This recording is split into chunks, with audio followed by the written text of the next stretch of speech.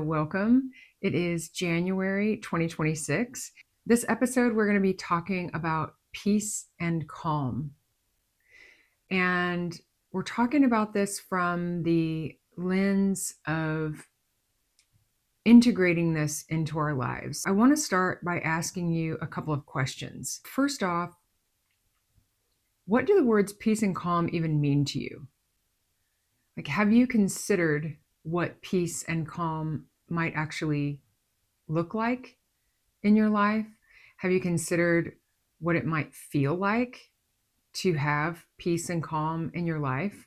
Because I think that with the hustle and bustle that we have these days, for most people, it's really not even something that they consider actually being in their life now. I think that most people really just feel like it's kind of this far off concept. Like, I think when I bring up peace and calm, people are going to be like, huh, never really thought about that. Like, they think about it as in they wish that they were on a remote island somewhere and they were with their favorite people and they were relaxing and reading a book. But I'm not sure that most people actually consider what it would be like to integrate peace and calm into your actual daily experience in the here and the now. And how do you think we do this?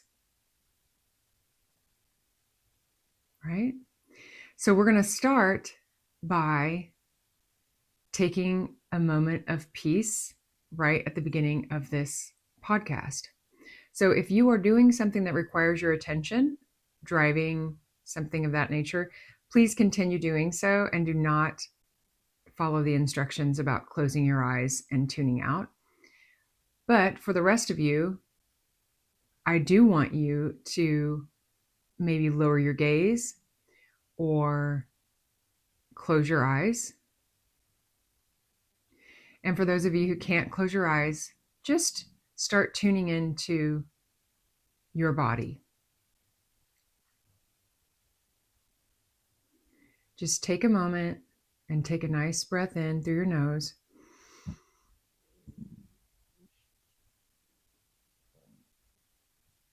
And then breathe out through your mouth like you're blowing through a straw.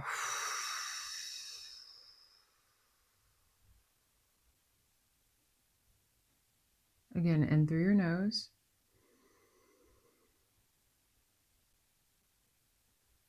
And out through your mouth.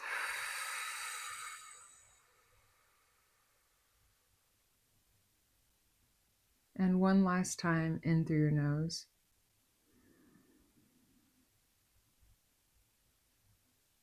And out through your mouth.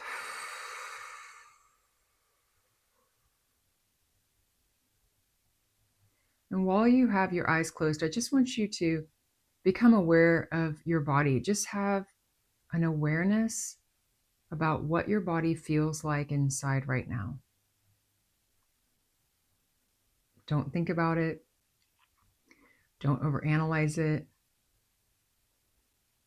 Don't allow yourself to be distracted by your head. Just tuning in to what is happening inside of your body.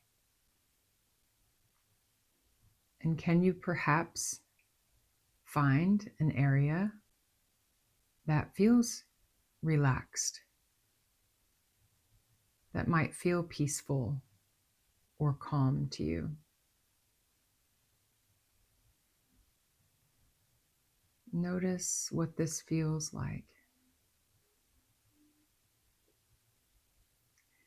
And now I want you to bring your awareness to any area that feels like you are holding, that you have tension there, maybe some anxiety. And I want you to think about the idea of giving this area space. Maybe take some breaths with your awareness into that area. And when you're breathing in and out, I want you to imagine that you are literally lifting that feeling up out of your body. And now it's taking up the area around you. And it's maybe even moving into the space around you. Giving this whole room space for that feeling to dissipate and to be alchemized or transmuted.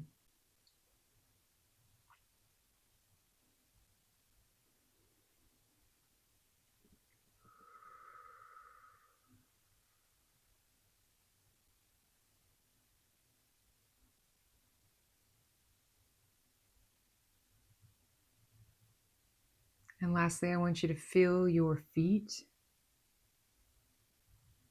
on whatever surface they are on, grounding into the surface beneath them. Finding grounding in this moment.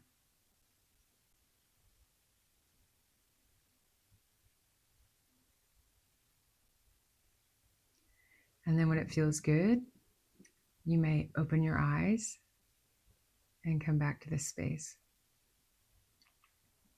Awesome. So I hope that you were able to have that experience where you felt the difference. You were able to discern between a place in your body that felt calm or peaceful, and you were able to discern what felt stressful, anxious, or tense. And maybe, just maybe, you were able to actually give that area space. You were able to allow that feeling to move up and out of your system instead of keeping it trapped and pushing it down. This is a really beautiful, simple practice that we can bring into our everyday experience that is so powerful and so useful in so many ways. Now I want to move on to the nervous system. What is a regulated nervous system? What does that even mean, to be regulated or to have a regulated nervous system? A regulated nervous system is the body's ability to maintain homeostasis by flexibly balancing the sympathetic, the fight or flight, and the parasympathetic, the rest and digest. Both of those branches are a part of the autonomic nervous system or the automatic nervous system. And allowing for appropriate responses to stressors and a return to calm is the way that we regulate our nervous system. So instead of us allowing our nervous system to just pull us through life and yang us around, which is the state that most people are living in, is not feeling as if they have any control over what is happening to their nervous system, because our nervous system happens automatically, right? It happens in a millisecond. We get triggered and have no idea that we are being triggered until our brain catches up with it and our mind can start to assess the situation, right? But the regulation of our nervous system is this fluidity. It is this allowing for space in our circumstances. When we have an experience where we are triggered, what does it feel like to notice and then choose to do something differently than your nervous system is currently doing? So the nervous system has three parts. It's got the brain, the spinal cord, and the nerves themselves. And it works by electrical signals being sent from the brain to the various parts of our body. It has two parts. The central nervous system is the brain and the spinal cord. The peripheral nervous system is the network of nerves that is taking that information from the brain and the spinal cord and sending it to our organs, our appendages, etc. We have two different functions within the nervous system. One is somatic or voluntary, which is me picking up this tuning fork and showing it to you. I am doing this on my volition. And we have the autonomic nervous system, which is the involuntary or automatic part of the nervous system, and that is our breathing, right? We don't have to think about breathing to breathe, and our heart beat, right? Our heart beats.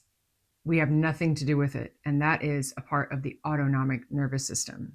There are two distinctions within the autonomic nervous system. There is the sympathetic nervous system, which everyone knows as the fight or flight, and the parasympathetic, which is rest and digest. Now we're going to talk about synapses. A synapse is a space between a nerve. So our cells kind of float around our system, and they're bumping into each other, and they're kind of either together or not or whatever. There's just this very like whateverness about the cells. But our nerves are all positioned in a way that there is a space between them. I'm bringing this up to you because I just am taking this amazing class called the Voice Body Connection, and it's by Alyssa Moss Weinzimmer. She is an amazing teacher, and she shared information that Bonnie Bainbridge Cohen actually brought this information to her. I want us to stay with this idea of there being space between nerves. And it sounds a little bit crazy because the speed at which a neurotransmitter moves is like milliseconds. I mean, it's crazy how quickly things move within our system. But we still have that space in between those synapses. And I believe that this is a really important thing to keep in mind, because we are going to talk about how we begin to have agency and choice over our nervous system, how we learn to regulate our nervous system. And we're also going to consider the idea of having more space in our lives throughout this year. Then we move on to the vagus nerve, which is the largest parasympathetic nerve that we have in our body. It is believed to be about 80% sensory. I love that vagus means wandering, because it literally wanders all of the way from the back of our brains down through our throats, our larynx. It goes into all of the major organs, including the intestines. The vagus nerve is very important when we are talking about having agency over our nervous system, when we are talking about being able to regulate our nervous system. If we utilize the power of this humongous wandering nerve throughout our entire bodies that can signal, hey, we're okay, we are safe, which is what our nervous system wants to know, right? The nervous system, especially the sympathetic part of the nervous system, is always wanting to keep us alive. And so it engages long before our brain can catch up. And so it's very important for us to learn the art of helping our sympathetic side understand that it is safe. And we do that often by utilizing the vagus nerve to signal to our brain that we are safe and we are not in harm's way. So I want to just take a moment for us to take in this information. So again, if you are driving, operating machinery, doing something that requires your attention, please don't close your eyes. But if you aren't, I'd like you to just take a moment and take some nice breaths in through your nose. And I want you to blow out longer on the exhale, like you're blowing out through a straw.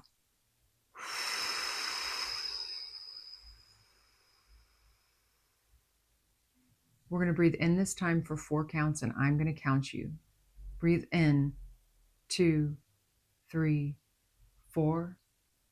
Out, 2, 3, 4, 5, 6. In, 2, 3, 4. Out, 2, 3, 4, 5, 6. Do it on your own a couple more times, breathing in through the nose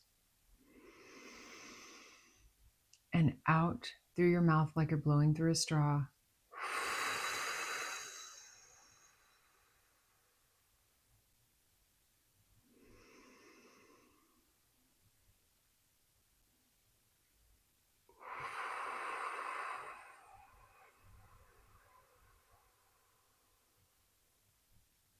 Excellent. That is one of the quickest ways that we can stimulate our vagus nerve to help our brain understand that we are safe. One of the other things that we can do is bilateral stimulation.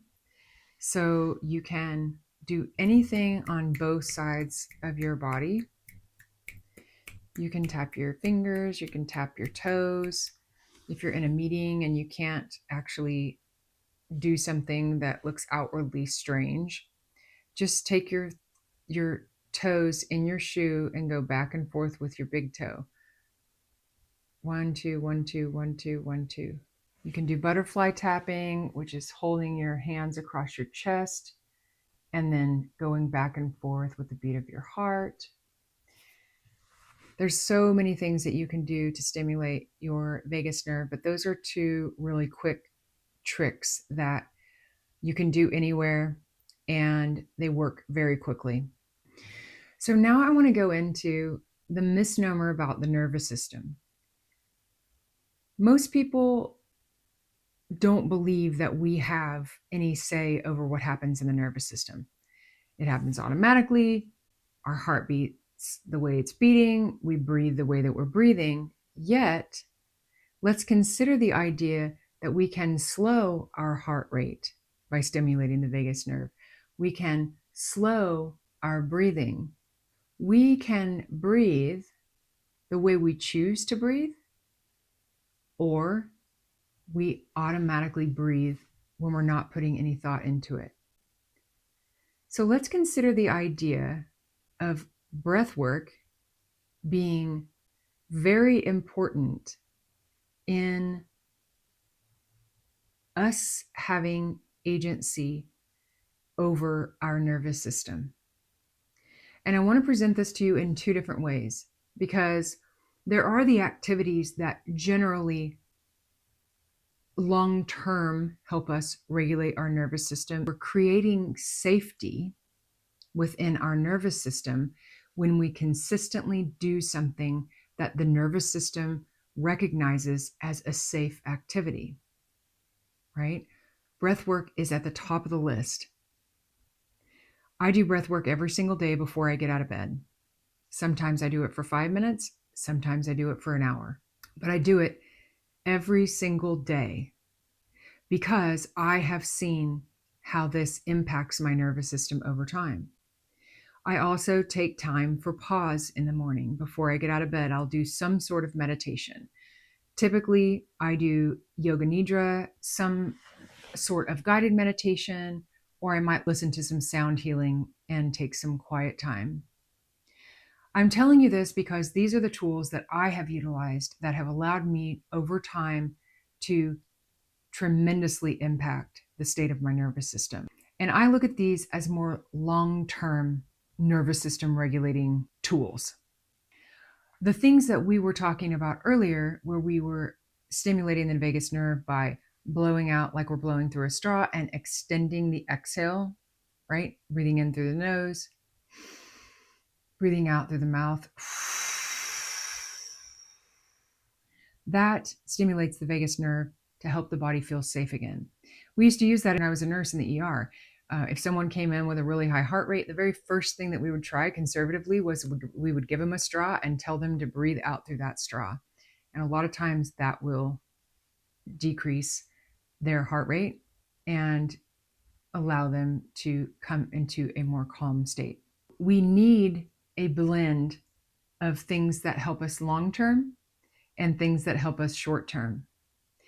And allowing space within our experience or pausing, which was the theme of our January community here in 2026.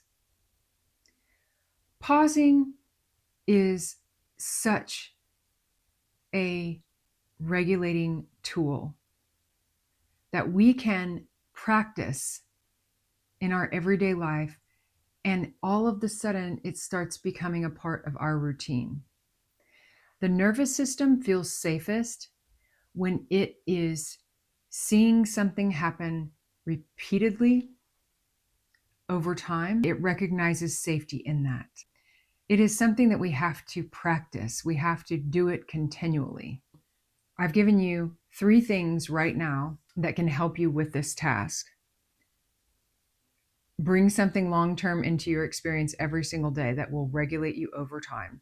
Breath work is the number one thing that I recommend, and I recommend using Breathe with Sandy, Sandy, on YouTube. He's amazing. He puts out a new video every Monday, and they're absolutely fantastic. I'll usually do the same one every day all week until he puts out a new one. Meditating of some kind. This could even be just a devotional, a few minutes of quiet, some sound healing, whatever. You don't have to do more than one, but I recommend breath work first. And then when you can start putting space into your experience, meditation is also great, or some sort of devotional. And then pausing in between your tasks. Instead of just picking up and rushing to the next thing, pause. Take a moment before you answer the text message. Pause before you even pick up your phone to look at it. This helps over time our nervous system trust us that we are going to keep it safe. I want to bring this back to the beginning of the conversation when I brought up the ideas of peace and calm. When we are moving through the waves of life, they are not going to stop coming. Life is like an ocean. The waves are just going to keep coming. Our job is to learn how to dance with them, how to learn how to surf on them, or how to learn how to turn our bodies so that the wave moves much more easily past us, instead of us walking straight out into the ocean and squaring up with a giant wave and expecting that it is going to yield to us, our tiny little human body. These are ways that we can find peace and calm in our experience. It takes doing something consistently to help your nervous system feel safe. And then most importantly, it requires us to be aware that we have been activated. Let's practice moving between those states, right? Make it a game. When you get activated, just say, I am so grateful for you. Thank you so much for trying to keep me alive. But right now, I am choosing to move this out of my system. Sometimes when we're activated, it doesn't feel good or safe for our bodies for us just to go, okay, calm down, be peaceful, everything's cool. Sometimes when we're activated, we need to activate that out of us, right? Let's move it out of us. Let's shake our bodies. Let's go for a walk. Let's do something that actually moves the energy out of our system, right? Even, and then relaxing, bracing, and then relaxing, right?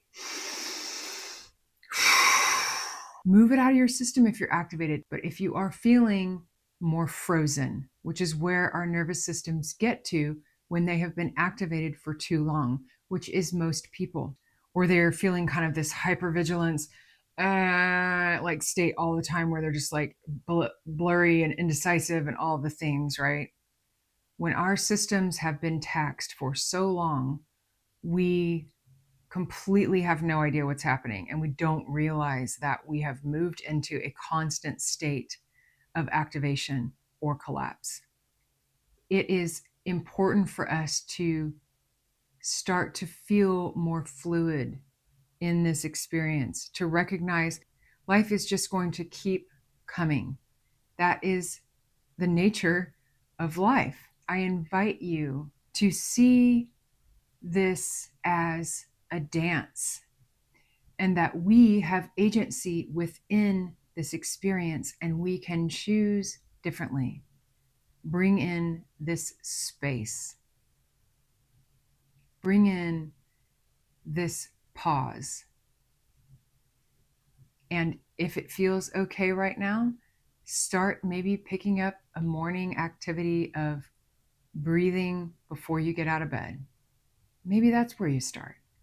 Maybe you just start by taking 3 breaths in and 3 breaths out, extending the exhale. Wherever you start is perfect. There is no right or wrong way to do this.